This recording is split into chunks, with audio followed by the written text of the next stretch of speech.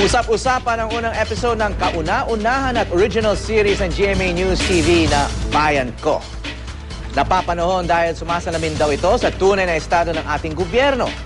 Patama rin daw ito sa mga tiwaling politiko. May ilan ding nagsabi na walang takot na tinatalakay sa serya ang mga problema ng ating bansa. Malaking tulong din daw sa mga botante ang serye para tandaan na dapat tama ang kanilang mga ibobotong kandidato. At kaugnay nga niya na mga kapanam natin dito ngayon, live sa studio, si Pen Medina, ang gumanap sa role ng corrupt na opisyal na si Governor Antonio Rubio. Yahoo! At si Albert Sumaya, o mas kilala bilang Beto, ang gumanap naman sa role ng empleyado at sidekick ni Mayor Joseph Santiago na ginampanan naman ni Rocco Nasino. Magandang umaga sa inyo, Pen Medina at Beto. Magandang umaga, Mr. Howie. Howie. Okay. Actually, naging guest na namin dito si Rocco, no? Siya yung bida, idealistic mayor at politician. Ikaw yung opposite, no? Kontrabida. Ako yung totoong politiko. Huwag naman sana, Rapo, ang ibig sabihin, traditional politiko. Okay. So, you didn't have to do a lot of research, no? Ang parang... Bakit mo alam? Wala at all. Dahil mula nung panahon ni... pwede mo mabagit ng mga pangalan, ano? Nung presidente natin, nung martial law, bago pa martial law, may mga nakakasama na, minsan nakikita sa news o kung ano, sa mga rally, mga politiko, hanggang panahon ni Gloria. Okay. At so, all of marami, us, no? oo. Tapos sa news, ano ako dyan, sinusundan ko yan. Sa Senate, pumupunta ako sa Congress, tinitingnan ko, pinag-aaralan ko pa yung mga, kung ano yung mga taktika ng ibang politiko na... Ikaw, Betong, government employee. Actually, nag-evolve ka rito, no? Napanood ko kasi yung pilot, no? Ibang-iba siya kasi. Ang galing pa nito. Naiyak ako sa mga eksena nito. Naku po, Tito Pen, salamat kasi po. nung una, para kang yung parang Juan Tamad na stereotype ng government employee. Kasi parang yun yung peg talaga nung mismong character namin ni Love Anyover na tipong kasi nga bagong mayor, pero yung dating mayor, pinayagan ko ng sistema na doon kami natutulog, doon kami magluluto, doon kami nakatira na sa munisipyo.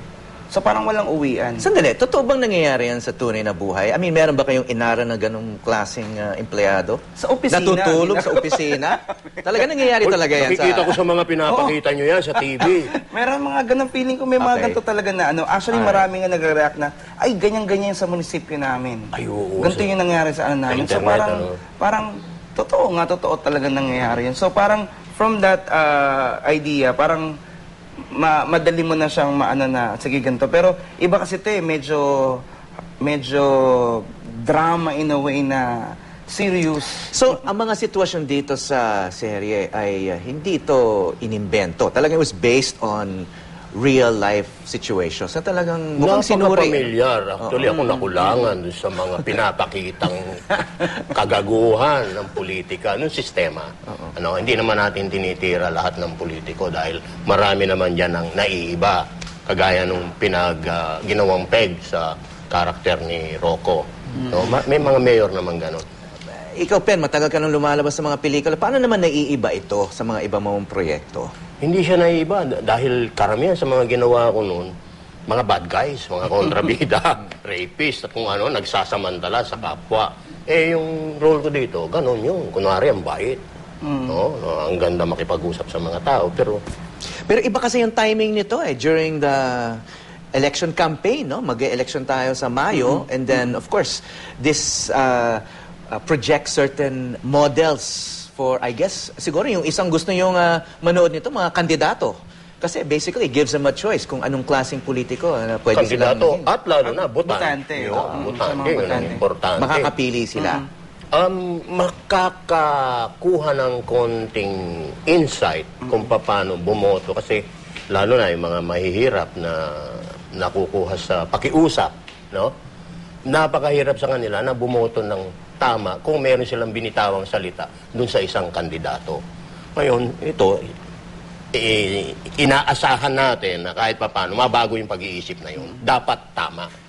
Actually, Howie, talagang malaking move talaga to ng News TV na gumawa. Dahil nga, first nga to na na docu-series na political lang. Kaya nga sana, hopefully, ako kasi parang nang ginagawa namin yun, ngayon medyo tapos na namin kasi na i-tape na yung buong bayan ko. Ngayon pag babalikan mo siya, parang, oo nga no, parang ang daming tao talaga na makaka-relate na nangyayari sa lugar nila to.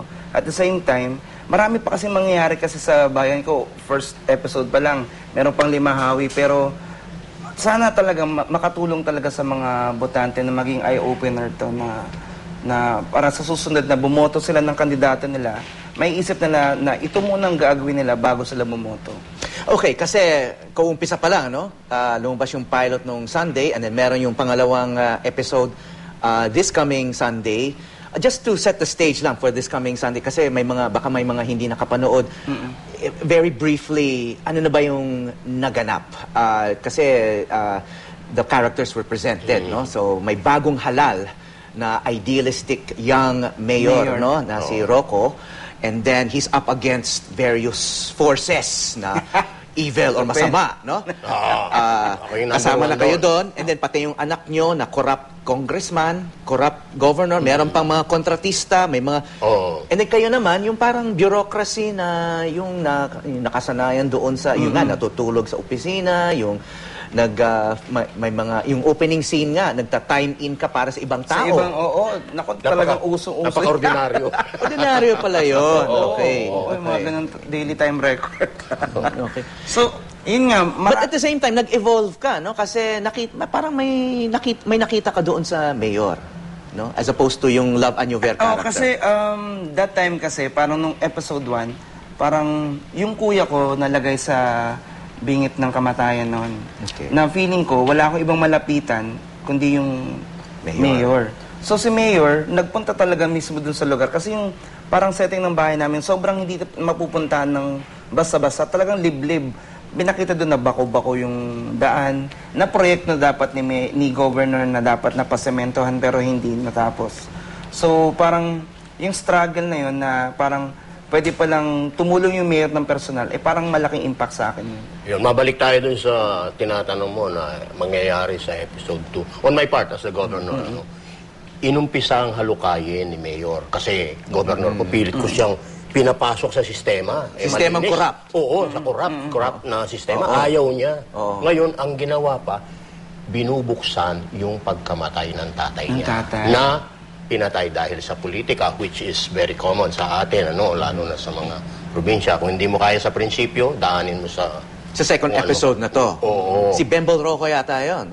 Si Bembol.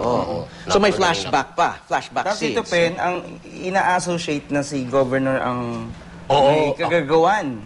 Somehow kasi, hindi ko ikukwento mo na somehow may kinalaman ako. Wag naman spoiler. Wag naman spoiler. Yan ang dapat alamin. Teaser na Pero teaser. kung ako ba talaga o hindi ang nagpapatay kay Bembol Rocco na sino, malalaman natin.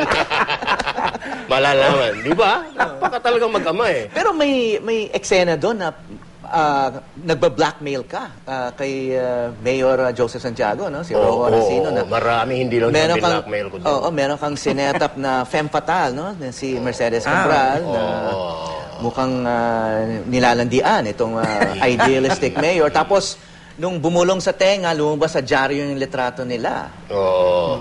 Kasi nga, hinahanapan ng butas si Mayor. Yun, blackmail. Kumbaga, para may pasok mo. Tsaka sinisiraan mo na. Oo, nakikinabang ako dito. May pakinabang. Halika na. Parang binubulong ako, parang demonyo. Matigas si Mayor. Kasi itong mayor, gusto niyang gawing public bidding yung dating mga kontrata na dating binibigay sa mga kamag-anak mo. Matuwid lahat, legal lahat. Ganun ang gusto niya. Hindi ako pwede sa ganyan. Paano naman yung sa akin, yung sa mga kamag-anak ko, dito sa mistress ko. Wag naman ganyan. Sinisira mo yung kabuhayan ko. So, na-establish na yung basic conflict na yun, yung dalawang forces of change and the forces ano pa yan? Sisiklab pa yan. Wala naman sa bantang exciting. Ang gagaling ng mga... Nabanggit niyo yung mga yung education ng mga voters, no? Pero umaasa rin ba kayo na maaring may mga kandidato na matatauhan din? I mean, are you hopeful na itong mga politicians natin ay mapanood ito at ma-educate during the campaign period sa kanilang interaction sa mga voters? Tama ng konsyensya. Tama ng konsensya. Sipa ng konsyensya. Na Ako, posibleng... hindi ako masyadong hopeful doon. Dahil ang importante dito, yung mga botante. Okay. No, kahit papano makatulong tayo para mamulat sila. Na ito talaga ang nangyayari, itong mga paraan ng mga politiko. Ngayon, meron tayong mayor na ganito, kahit na anong posisyon sa politika, sa administrasyon, sa gobyerno, sa probinsya, tulungan natin.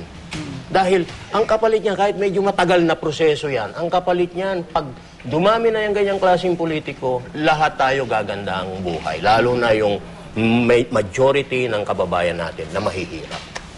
Ako, Howie, hopeful naman. Sana kahit na sa panahon na busy sila nangangampanya ngayon, sana may manood tuwing linggo, 6:30 p.m. sa News TV, na may gantong klaseng palabas na iba siya malaking move talaga to ng News TV na sana mga kababayan natin, pati itong darating na eleksyon, makatulong talaga itong bayan ko. Dahil marami talaga silang makikitang mga pamilyar po na nangyayari sa bansa natin na kahit kami, ako mismo, natututo unti-unti. So, Sunday night, 6:30, may replay Monday mornings. Oo, Monday. Meron ba? May replay Monday mornings. Sa mga hindi po makapanood ng linggo, may Monday 8 a.m. naman. 8 a.m. Mondays. And then, yung pilot episode can be seen online sa GMA News. Yes, on high definition. Online, on high def. Di Okay, ba? sa Pilipinas. Ang taas kasi ng rating. Oo. Kaya salamat po sa mga nanood po ng bayan ko. At ang daming sana, yung mga nakami, sana mapanood ko. So good, meron pala replay. Oh, it's online right Oo, now. daming kumontak sa akin Hindi namin napanood. Balita namin, ang ganda. Exciting. That's good. All right. Okay, good project. Maraming salamat, Pen Medina at Albert Beto Sumaya ng Bayan Ko. Thank you. Maraming salamat sa inyo. Salamat, Mr. Go. Nick Para.